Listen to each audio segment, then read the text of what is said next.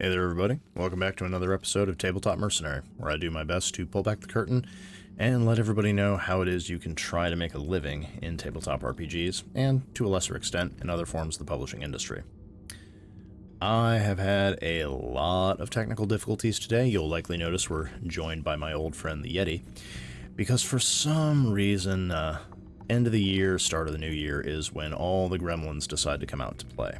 But with that said, I wanted to talk about an issue that has dogged a lot of creators and that a lot of folks have come to me and asked my opinion on, so I figured I would hold forth about it, and hopefully anyone who is dealing with this difficulty in their own creative pursuits can just, well, take a little bit of comfort from this, and if not comfort, hopefully go into battle girded for what's to come.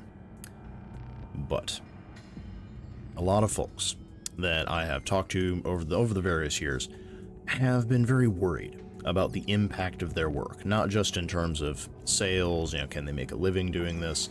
They're worried about what sort of ramifications are going to happen. They're worried about what sort of political blowback they're going to have to deal with because of their game, their book, their whatever project it is they're working on. And that is very much a putting the cart before the horse kind of situation most of the time. And I am well aware of the fact that I am a middle-aged white guy. There are a lot of things I do not have to worry about. I'm not a creator of color. I'm not a LGBTQ creator. There aren't just large mobs of people who are just ready to hate anything I do and anything I say. Well, there are, but not for those reasons. And this is something that, while I understand why a lot of people might be worried about it, they might be concerned about it, I want to take a moment to pump the brakes and to offer some perspective, because perspective is really an important thing to keep in mind here. So, first and foremost, when people come to me and they ask me what to do about this situation, how do they prepare for it, what do they do if this happens, the people they're worried about are not their audience. They're never wondering, well, what do I do if my audience turns on me, or if people who trusted me to deliver this message properly are mad about the way that I did it. It's always, what do I do if all those people who already hate me, who already hate all the things I have to say, who don't want to see my game, who don't want to see my story, decide to get up in arms about it? And as a counterpoint to that question, I would ask, what are you going to gain by not making it? Because they, generally speaking, already don't like you. They already hate you. They don't want to see your story. They don't want to see you succeed. They, in a lot of times, wish people like you didn't exist. Why would you take what they want into consideration at all? You're not going to win them over. They're not going to suddenly play your game, read your book, whatever it is, and be like, oh my god, I was wrong this whole time. How could someone from this community I hate make something I love so much? That's not the way this works. They're just going to be mad no matter what you do, so let them be mad. That's honestly the best advice I can give on that front. But if someone is concerned about there's going to be a doxing campaign, there's going to be some variety of just hate movement coming after you, they're going to follow you online, they're going to find you in person, there's going to be protests and rallies and all these things, I would like to point out how very, very difficult it is to get that level of organized hatred from anyone if you are not already famous. And this is something that is very important to point out. Of most of the people who come to me with these concerns, who are worried about the impact their work might have in this way, they're both independent creators, so they don't have a big publishing company behind them. It's not like they got a job at Wizards and they're worried about like their take on something that Wizards wants them to make for the next edition of Dungeons & Dragons is going to lead to some huge outcry. So they're independents, and most of the time this is their first project that they're actually being ambitious with. It's their first novel, it's their first RPG, it's their first whatever. And the sheer amount of luck you would need for your first ever release to have that level of impact, to get that level of attention, is astronomical. It would be the equivalent of, the one gentleman who won a massive amount of money in the lottery, and then when the news was trying to get some footage to recreate the event, so he bought another lottery ticket and he won again. That's the level of unlikely it is we're looking at, because even if you have a quote-unquote controversial book, a controversial game, getting that level of attention for anyone to notice and care is really, really hard. And I say this as someone who's been trying to get people to notice and care about my work for over a decade now. Of getting that level of attention is really, really hard. So it is very unlikely, especially if you're an indie creator, that your first release comes out. Even if you're plugging it all over social media, if you're going to conventions, if you're shaking hands and doing interviews, it's really unlikely that that many people are going to even find out about the thing you made, much less care that much about it. Even if you are a visible part of a community that they don't like, you're a visible nobody, to put it another way. Like, you're not a famous person that they've decided they hate, you're just another one. And I don't know if that's something folks can take comfort in, but it is a reality that I find is important to keep in mind of you're not the face of your community. You're not already famous and already have a bunch of haters. You're just someone who exists, who is doing their job. If you reach that level where people who don't even know you, who are unfamiliar with your work, can hate you that much, chances are, like, that is a problem you have when you're successful. That is not a problem you have when you're still a struggling independent.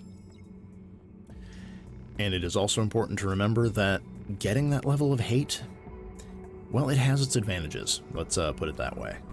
Generally speaking, there's no such thing as bad publicity, and anything that garners you that much attention is likely to put your work in the hands of people you do actually want it to reach. As an example, for folks who have not been over to Alice the Author, it's the channel run by Alice Liddell. She talks about publishing and writing and various other things in much the same way I do here on this channel, but from a very different perspective, so I would highly recommend going and checking her out. But she recently released a video, which was about the condescending nature that lots of independent bookstores in Chicago have toward independent authors, and you would think those two would be natural allies, but no, there's a lot of issues getting independent bookstores to actually stock books by independent authors. And so that's just what she was talking about, of like, there's a lot of elitism in this community, particularly folks who want literature for their stores, and they don't actually want to talk to anyone who has even dabbled in genre. And there were a lot of people who were very upset by this video, and ironically, they were upset by the title because they acknowledge in their own comments they haven't watched it. They don't know what they're reacting to, they're just shooting from the hip and hoping that they managed to predict what it was she was talking about. And that is something that is a whole separate problem. Will probably get its own separate video, but there were enough people leaving enough comments and enough screeds on various parts of their own social media that it reached a wider audience, and lots of people did watch the video. Lots of them subscribed, and they left comments that were very supportive, and no few of them were saying, I'm also an indie author and I have run into this same problem attempting to get my work into independent bookstores. It's like, I feel you, solidarity. And that's the kind of thing that often happens of when people try to tell everyone else how much they hate this thing and they share it, their intention is irrelevant. They just shared your work to a bigger audience. They are bringing more attention to you. The algorithm doesn't, much like corn, does not care from where the blood flows as long as it flows. The algorithm just wants attention. Good or bad, it does not care. It will assume that anyone who's interacting with it, they want more of it, so they'll just flood their feeds with it. And that is something you need to keep in mind when you're creating a game, a book, whatever. Of, yes, you are going to get negative attention. Absolutely are. I feel very confident in saying that no matter who you are, no matter what you're doing, no matter what you've created, anytime you go anywhere and try to talk about a project you've worked on, there's going to be people who are mad about it. There's people who want you to shut up about it. There's going to be people who layer you with criticism, even if they haven't read the book, haven't played the game, have no idea what it is. They're just mad. That's something you absolutely need to be ready for. You need to be prepared for just that endless line of customers coming through your checkout who have criticisms to lay on you, even if they have nothing to do with you, nothing to do with anything within your power. They're mad and they're here for a fight. But the level of things that folks are concerned about when it comes to either political impact or political blowback, things where like people are boycotting their books or trying to get them stripped out of libraries or attempting to like get their work completely taken out of publication at all, that is a level of success that most of us are never going to see, because to get that level of notice means that you have hundreds of thousands, if not millions of people aware of your work and willing to do something about it, rather than just going, oh, it's that book again, meh, and change the channel. Most people are not willing to put in that level of work. They're just not. Even if it's for something they say that they hate, getting off the couch, putting down their phone is really tough. So while that might be a depressing reason that you shouldn't worry about other people just boycotting and hating your work, it is a thing that I have found some people have taken a small amount of comfort in, of that's tomorrow me's problem. It is very much a thing to remember, especially if you are worried about that. But if you're still in the early stages of working on whatever it is you're working on, don't let it consume you. Do not make it a major concern. It's not something you're going to have to worry about possibly ever, but definitely not until this project is done. And because novels and RPGs take so much time and energy, you're probably looking at a year to 2 years before you're even done with the initial creation and you move on to final editorial, you move on to beta testing, beta reading, getting the opinions of people who are going to be in your audience. That's something you should worry about further down the line. That's something you worry about when the project is mostly done and we're looking at marketing and we're looking at who we're going to try and get to buy this. We're looking at what kind of spin we're going to put on it, what sort of marketing do we want to do. If you think about, those things this early, all you're going to do is make yourself gun shy and you're going to stop trying to do the thing. And that is not something you can afford, especially if this is your first time or if you're not used to doing projects like this. It's not the kind of thing that your brain is going to be able to cope with. Put another way, I cannot remember the name of the gentleman who wrote this article, so apologies, but I believe I read this on crack.com. And the author was talking about how when he was a very young man, he had to help rebuild a house with his dad. And everything in this house was falling apart. It was a massive eyesore, and he started getting overwhelmed because there was so much to do. And his dad essentially put his hand on his shoulder and told him, don't worry about it. Then we're not doing all that today. We're just doing this. And he would name whatever the goal for the day was. So it's same thing with writing a book, making a game. You're not doing it all at once. Today, you're just pulling out the carpet. You're fixing the stairs. You're doing insulation.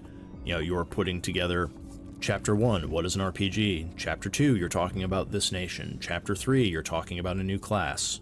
One day at a time. And focus on that task for that day. Don't attempt to do tomorrow's task today. That is probably the best advice that I can give on this particular topic.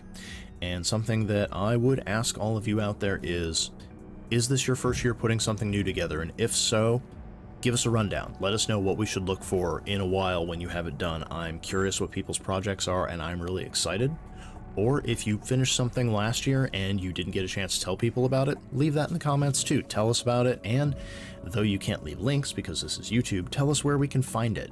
Let's get a bit of a share train going as to who has new content out that maybe folks around here would want to check out. And as always, if you have a topic that I haven't covered yet, or if you're worried about something for your own journey, leave that in the comments below, and if I have not already covered it in a video, it will go into the running for future topics to cover.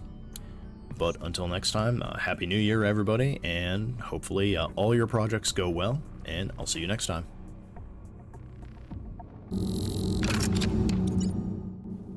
First and foremost, thank you for staying to the end of this episode of Tabletop Mercenary.